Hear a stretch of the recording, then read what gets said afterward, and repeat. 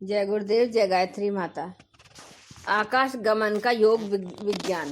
प्रणव पंडा जी लिखते हैं कि जैसे जैसे साधक के जीवन व चेतना में प्रयोग परिपक्व एवं प्रगाढ़ होते हैं, वैसे वैसे ही परिवर्तित होने लगती हैं अनुभूतियाँ। जो जीवन क्रम अभी तक स्थूल जगत की सीमाओं तथा पदार्थों के अनुभव तक सीमित था, उनकी सीमाएं व्यापक होने लगी, अनुभव में आने लगते हैं। स्थूल जगत व सूक्ष्म जगत के संबंध, पदार्थ की अनुभूति के साथ स्वतः ही चेतना की सघनता प्रत्यक्ष होने लगती है। स्पष्ट होने लगता है कि कुछ दृश्य है, केवल वही सत्य नहीं है। अदृश्य का अस्तित्व भी तथ्य है। इस व्यापकता में जीवन के नए गवाक्ष खुलते हैं और नए आयाम उद्घाटित होते हैं। इसी के साथ आगमन होने लगता है नई शक्तियों का, नई विभूतियों का प्रत्यक्ष होने लगता है। यह तथ्य कि सामान्य ज्ञान जिसे चमत्कार कहता है, वह दरअसल एक उच्च स्तरीय विज्ञान है। प्रयोग यदि त्रुटिहीन हो तो निश्चित ही परिणाम ठीक वैसे ही होंगे जैसे महर्षि पतंजलि ने अपने सूत्रों में कहा है। कान और नाक आकाश के संबंध में संयम कर लेने से योग साधक की श्रवण क्षमता दिव्य हो जाती है। अभी सामान्य क्रम में हमारी सुनने की क्षमता भी सामान्य है। यहाँ तक कि बहुत कुछ ऐसा है जिसे पशु पक्षी तो सुन सकते हैं, परंतु हम नहीं सुन सकते। प्रकृति की हलचलें जैसे कि भूकंप, तूफान आदि की आहट, इन अनपढ़ नासमझ कहे जाने वाले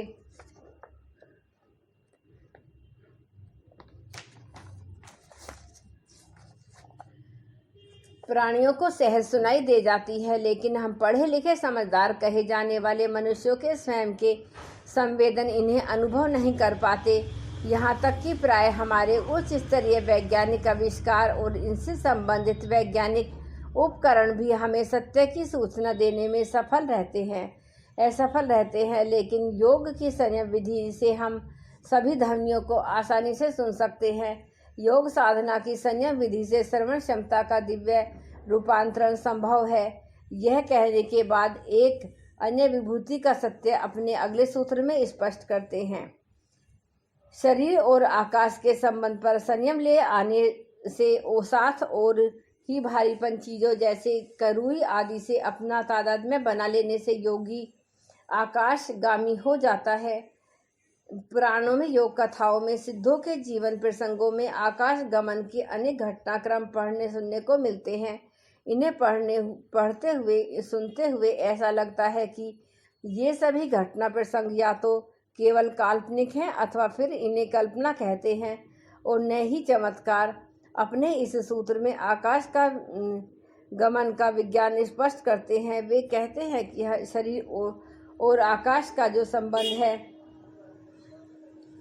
उसे संयम द्वारा प्रत्यक्ष करने पर ऐसी घटना हो सकती है। प्रश्न यह है कि शरीर व आकाश के बीच क्या संबंध है। प्राचीन आयुर्वेद शास्त्र कहता है कि हमारा शरीर पंच महाभूतों से विनिर्मित है। ये पंच महाभूत हैं पृथ्वी, जल, अग्नि, वायु और आकाश। अपने जीवन क्रम में हम किसी न किसी रूप में इनका अनुभव भी करते हैं। हमारा अपना शरीर, जिसे हम नित्य प्रति के जीवन में अनुभव करते हैं, वह पृथ्वी जल की प्रधानता से बना हुआ है और इसके पोषण के लिए अन्न, शाक आदि के रूप में हम पृथ्वी तत्व को ही ग्रहण करते हैं। इनमें से दूसरा तत्व जल तो जीवन का पर्याय ही है। जल को हम दिन में कई बार ग्रहण करके जीवन को अभिसंचित करते हैं। शरीर में होने वाली अनेकों रासायनिक क्रियाएं इसी से संभव हो पाती हैं। रक्त परिसंचरण आदि की व्यवस्था में जल ही कारण है। शरीर का तीसरा तत्व अग्नि है। भूख, प्यास आदि के रूप में हमें अग्नि की अनुभूति होती रहती है। अग्नि तत्व के कारण ही हमें भूख लगती है। इसी की वजह से हमारे भोजन का पाचन संभव हो जाता है। इससे तो उष्णता बढ़ जाती है। उसी के शमन के लिए हम पानी पीते हैं। शरीर में वायु तत्व की अनुभूति हमें श्वसन क्रिया के रूप में प्रतिक्षण रहती है। यह प्रक्रिया यदि थोड़े समय के लिए भी थम जाए तो हमारे प्राण ही निकल जाएंगे। इसी वजह से वायु को प्राण का पर्याय ही मान लिया गया है। वैज्ञानिकों ने जीवनी शक्ति के रूप में इसे समझा और स्वीकारा है। योगियों ने इस पर गंभीर अनुसंधान किए हैं। उनका कहना है कि वायु संचरण या श्वसन प्रक्रिया की लय के भेद उपवेद के द्वारा प्राण शक्ति को न केवल नियंत्रित किया जा सकता है बल्कि उसे बढ़ाया भी जा सकता है। इन 5 महाभूतों के अंतिम और सबसे सूक्ष्म तथा सबसे अधिक व्यापक है आकाश। इसकी अनुभूति बस रिक्त स्थान के रूप में होती है।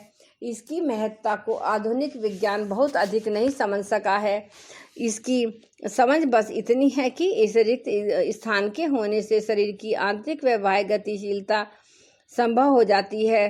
दरअसल आकाश का कोई आकार नहीं है। आकाश आकार विहीन है, निराकार है। यह आकाश हमको चारों ओर से घेरे हुए है, लेकिन उसकी कोई सीमा नहीं है। आकाश के सागर में हमारा शरीर बस एक लहर मात्र है। जन्म से पहले वह अप्रकट रूप से आकाश में था और मृत्यु के बाद वह फिर से आकाश में विलीन हो जाएगा। अभी भी लहर आकाश से जुड़ी हुई है, वह उससे अलग नहीं होती। पतंजलि कहते हैं कि अपने ध्यान को, अपनी एकाग्रता को उस लहर पर केंद्रित करो जो संबंध लहर और सागर का है, और तब व्यक्ति अपनी इच्छा के अनुसार प्रकट या विलीन हो सकता है। कुछ वर्षों पहले वृंदावन में एक प्रसिद्ध संत रहा करते थे जिनका नाम था स्वामी अखंडानंद सरस्वती। उनके शरीर का अवसान हुआ। उन्हें अपना साधना जीवन में इस सूत्र के सत्य की अनुभूति हुई। उन दिनों वह गायत्री महापुरुषचरण कर रहे थे। ब्रह्म बेला में उनकी साधना प्रारंभ हो जाती, जो देर तक चलती। एक दिन प्रातः साधना काल में उनके सामने एक सिद्ध पुरुष प्रकट हुए। अचानक इस तरह से प्रकट होने पर उन्हें आश्चर्य हुआ। स्वामी अखंडानंद ने उन्हें प्रणाम किया। उन सिद्ध पुरुष ने भी उन्हें साधना के संबंध में कुछ रहस्यमय बातें बताई। इन सभी के बीच अखंडानंद जी का आश्चर्य यथावत रहा। तब उन्होंने उनके अंतर्मन के भाव को समझते हुए उन्हें समझाया, आश्चर्य मत करो। क्या तुम्हें महर्षि पतंजलि के योग दर्शन के विभूति पाद के 42वें सूत्र का स्मरण नहीं है?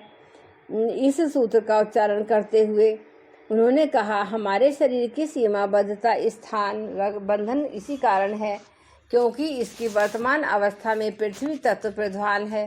पृथ्वी का गुरुत्वाकर्षण और शरीर में पृथ्वी तत्व की प्रधानता उसे बांधे रखती है। लेकिन यदि वह स्थिति परिवर्तित हो जाए तो वह बाध्यता और बंधन होने दोनों ही विलीन हो जाएंगे। उनकी इस बात पर स्वामी अखंडानंद जी ने जानना चाहा, कैसे संभव है यह? उत्तर में उन्होंने कहा, शरीर और आकाश के संबंध पर संयम व समाधि से यह संभव है। ऐसी स्थिति में पृथ्वी की प्रधानता के साथ पर स्थान पर प्रधान हो जाएगा आकाश तत्व। शेष अन्य तत्व उसी में सूक्ष्मीकृत हो जाएंगे। तब शरीर रहता तो है, पर अप्रकट रूप से इसे प्रकट करने के लिए पुनः स्थिति को यथावत करना पड़ता है। अर्थात आकाश तत्व की प्रधानता के स्थान पर पुनः पृथ्वी तत्व को प्रदान करना पड़ता है। ऐसी स्थिति में सक्षम होने पर आकाश गमन संभव होता है और योगी अपनी इच्छा अनुसार कहीं भी कभी भी प्रकट या विलीन हो सकता है। जय गुरुदेव, जय गायत्री माता।